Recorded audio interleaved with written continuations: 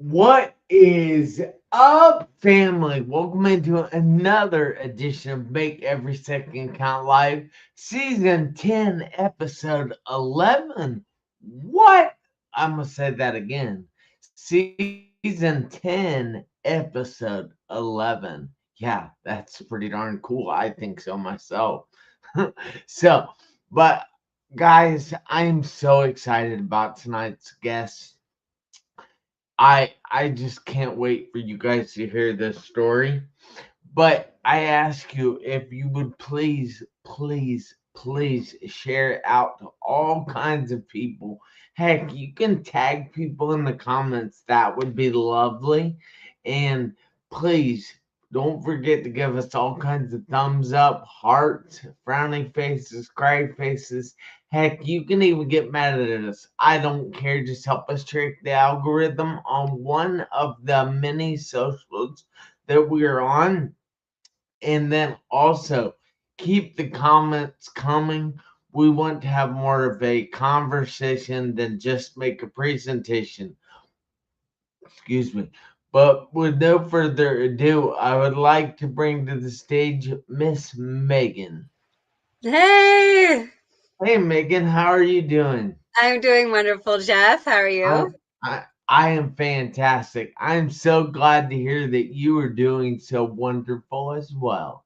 Yes, thank you. So I have to ask, would you please go through a short introduction? Tell everybody who you are, where you're from, and what you do.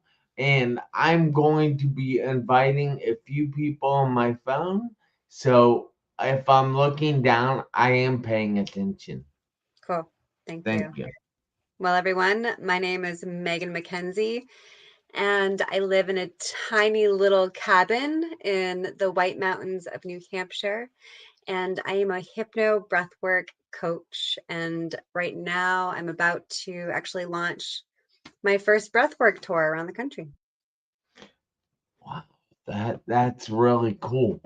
But I want to take a second here and say hello to Damon Huber, who was one of the sixth graders in class that I spoke to. So it's cool that he is watching tonight. And I am hoping you are having a great time, Damien. And then we also have Robert Brooker in the house. This says, hello, Jeff. Hello, Megan. Hello, Damien. So I hope you're doing great, Robert. He is from Canada, so he says a lot. He actually does, though. Not everybody does, but he does. And my dad is watching as well. And I hope you're enjoying the softball game, Dad. So I know personally from my own life that life has a tendency to throw things in the way, tries to stop us from climbing that ladder of success and the ladder of life just in general. Because when I was 17, I was involved in a serious car accident. I spent 2.5 months in a coma and 3.5 in the hospital. They told me I might never walk again, but I do now. And I have learned some things since my car accident that I think will be beneficial to the rest of the world. But one of those things is I think we have to grow through what we're going through, or we're not going to get through it. So, has there been anything in your life that you have had to grow through? Yeah, there have been many, and one of the things that I teach is that, life happens, but it's what you do with it that counts. And my story begins when I was 12 years old.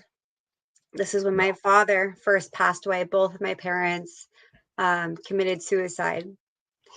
So Sorry, my mother, she passed away when I was 21, and my father passed away when I was 12. that's tough.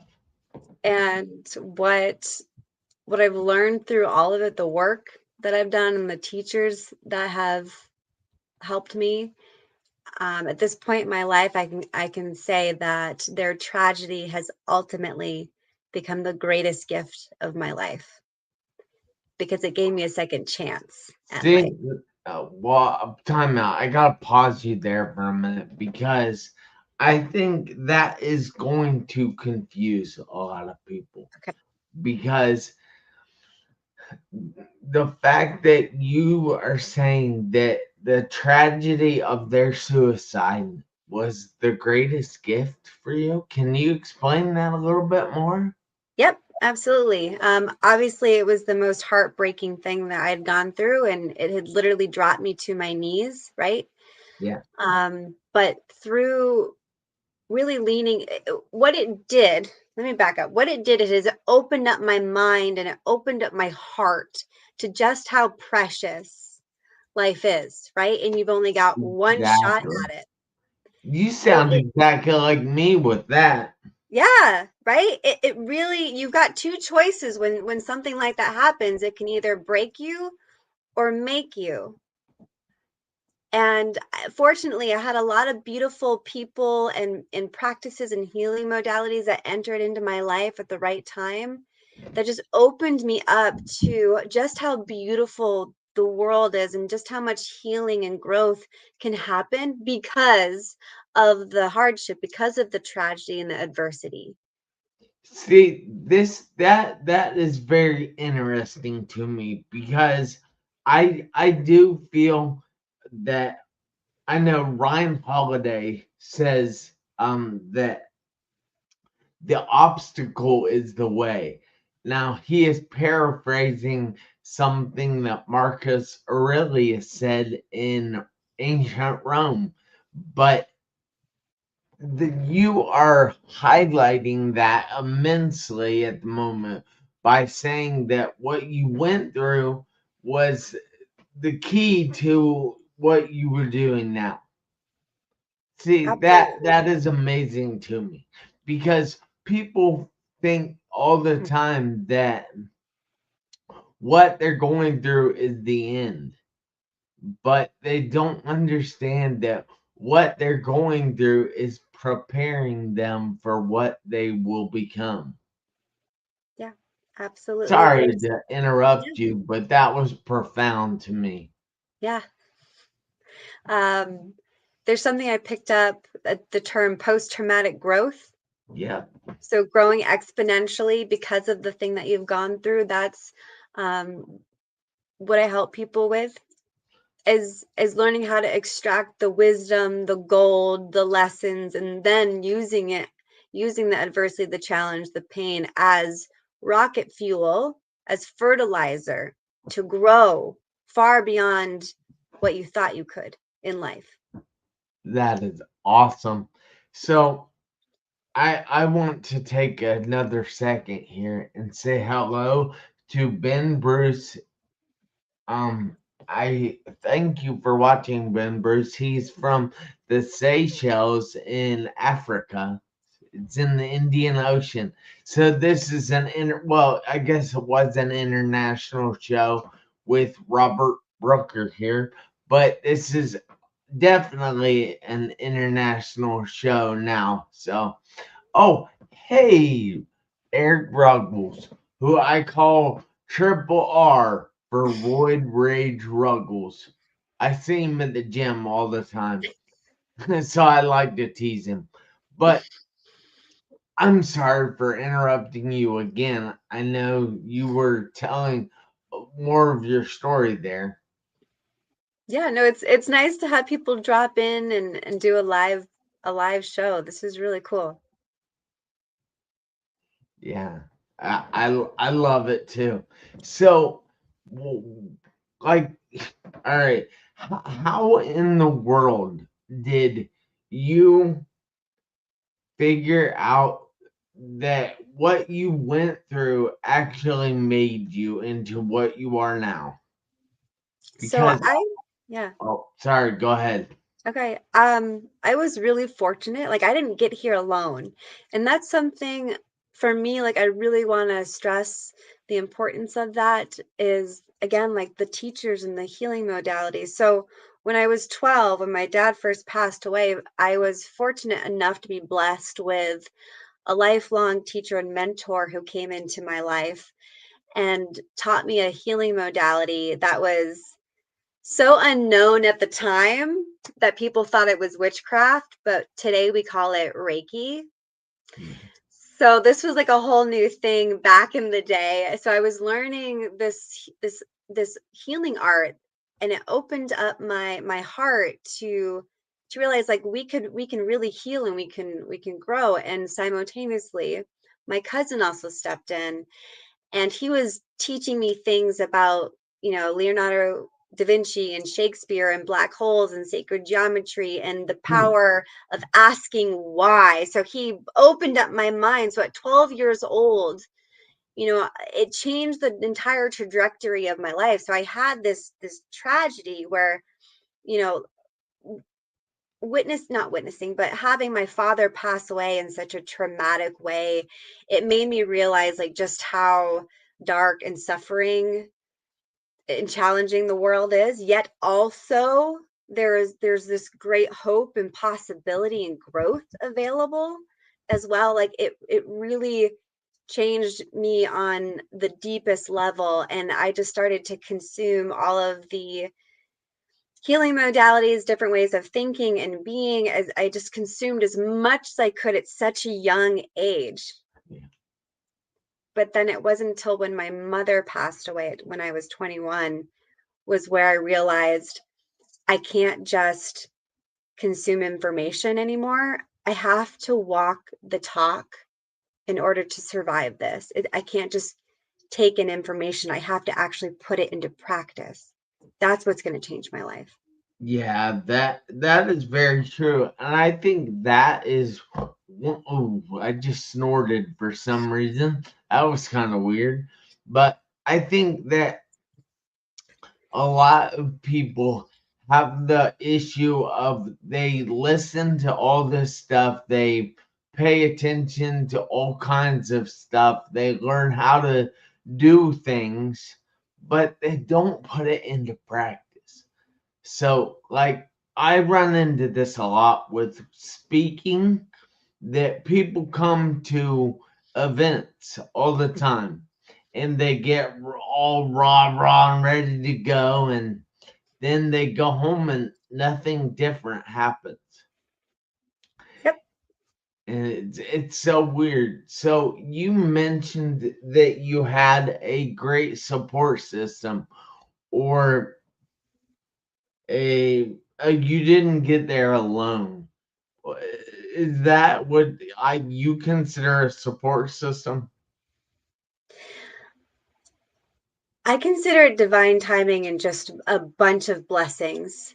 Yeah, I mean, yeah, I guess yeah, it would be a support system. It was nothing that I asked for. It wasn't organized. It was just people coming in at the right time, at the right place to offer something that just changed me or opened me up or helped get me through a challenging time and time again. Yeah. That's crazy. How exactly did you find the support system or the people you needed in the moment you needed them? I think it started with me just being curious about doing something different by looking for different ways of thinking and being, and just keeping an open mind. And that saying, what is it, when the student is ready the teacher appears, like that happened more times than I can count. That It's not nothing logical. wow. That's interesting. I find that to be interesting. So, can you explain Reiki a little bit to us? Yeah, Reiki was the first healing modality, and it's an old Japanese healing art. And we all have the ability to heal ourselves. So it's using, energy. And think about it, when you have a headache or you stub your toe, right? Your hands, right? We just have that natural ability to heal. So you don't have to necessarily touch the person, but it's that exchange of healing energy. and it's a really beautiful practice. And it just helped me move and process the grief of my father and open me up to just new possibilities. Hmm. Interesting. So, like, you say that it helped you with your grief of your father. And now I happen to know that somebody in the audience here has lost their father.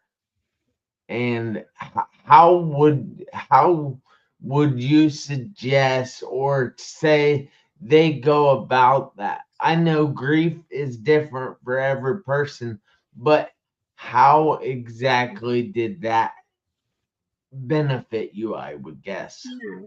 Yeah, grief is really heavy and slow moving. And Reiki was so gentle at helping me just be present enough without like collapsing. There's eh, to really, I mean, this is the other side of love is grief, right? This is the risk of love is feeling the pain of losing somebody. So it is so deeply painful, but it on the other side of it, it's so beautiful. It's just an expression of how much we've loved. So I really appreciated Reiki because it was so gentle on our already very like wrecked nervous system and achy heart. And a young girl, um, it was a great practice for me at that time. That's cool. Would you suggest it for somebody else? Yeah, absolutely. I think grief and Reiki is a wonderful combination. And how exactly would someone get involved in Reiki or find a practitioner of Reiki?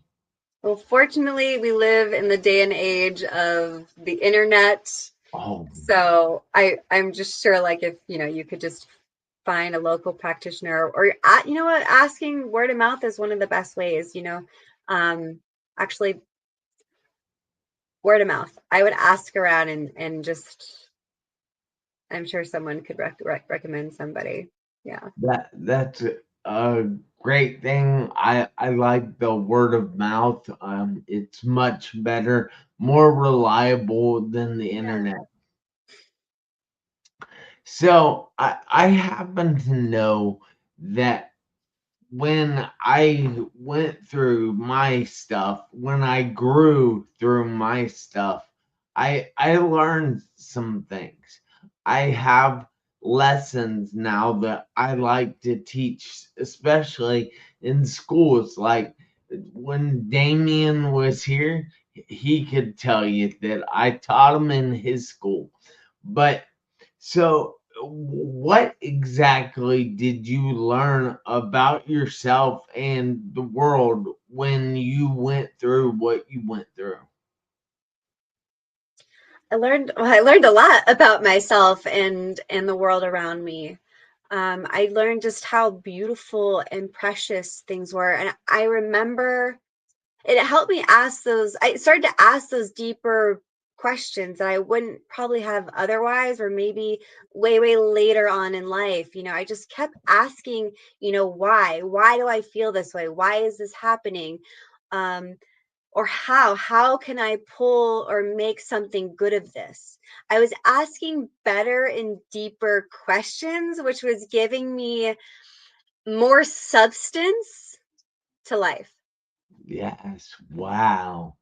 You just, wow. You just said that you were asking better and deeper questions that added substance to your life. So, can I understand that, but can how would you explain that to someone else? I think first it's about getting really present with how you feel, what's going on in your life, getting still, just feeling yourself, and then just sit with what comes up. Just start asking, like, well, what do I feel, or what can I make of this? How did I play my role in this? Or it's a very personal thing, but I think to be able to acquire those deeper, better questions, it first starts with people just getting still and present, and then allowing, they're going to naturally come forward, and it's going to be a question that only is meant for you. Wow.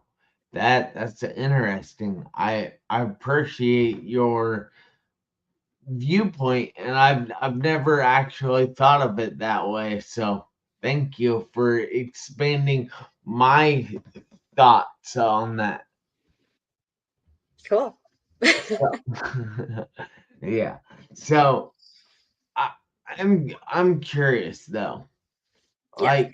Like let's say someone else out there didn't necessarily lose their parents, but they lost someone they love.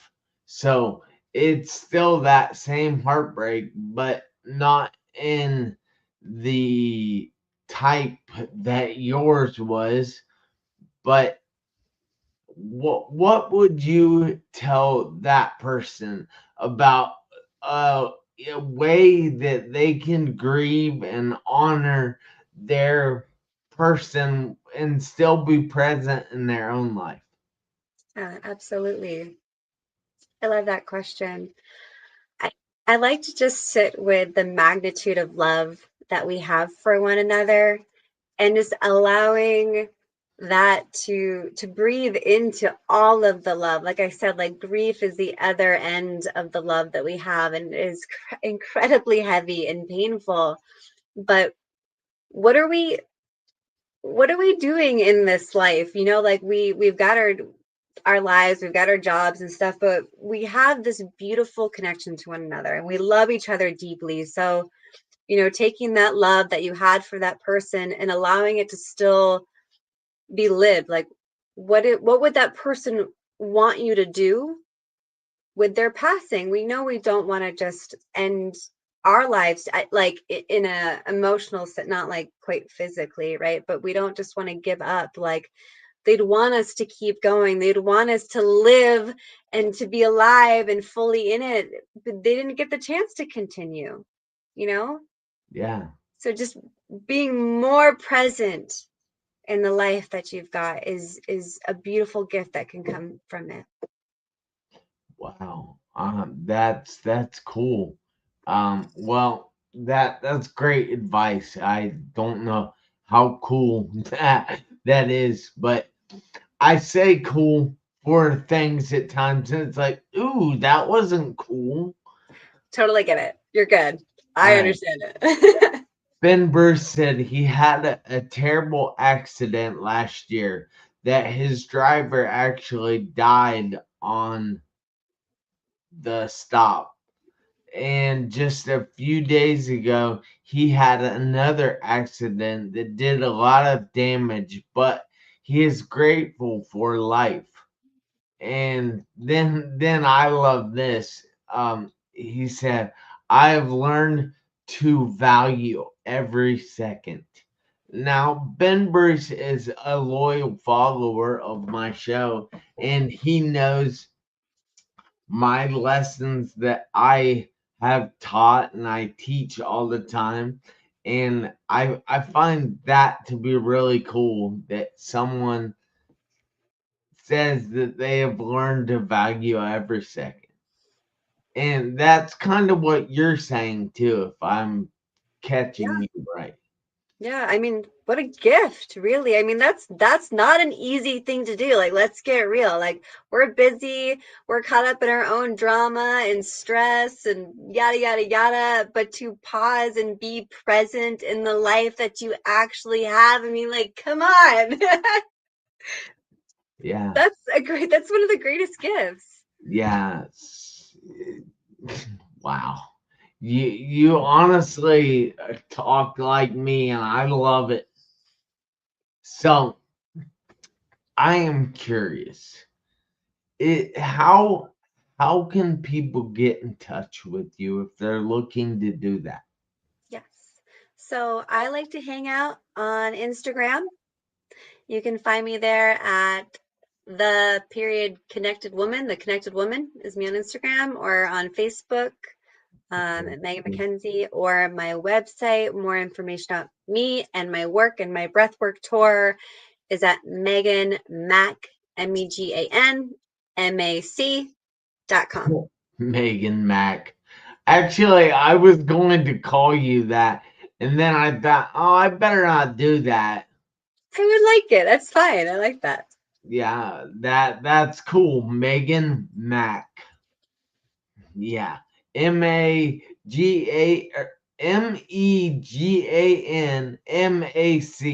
So Yeah. it's not MACK, Mm-mm. but that, and it is .com or Yes, what? All you right. got it right. Yep. All right. Awesome. And so I know this question wasn't in the little layout that I sent you. Actually, most of these questions weren't that little layout. But so, what exactly does make every second count mean to you?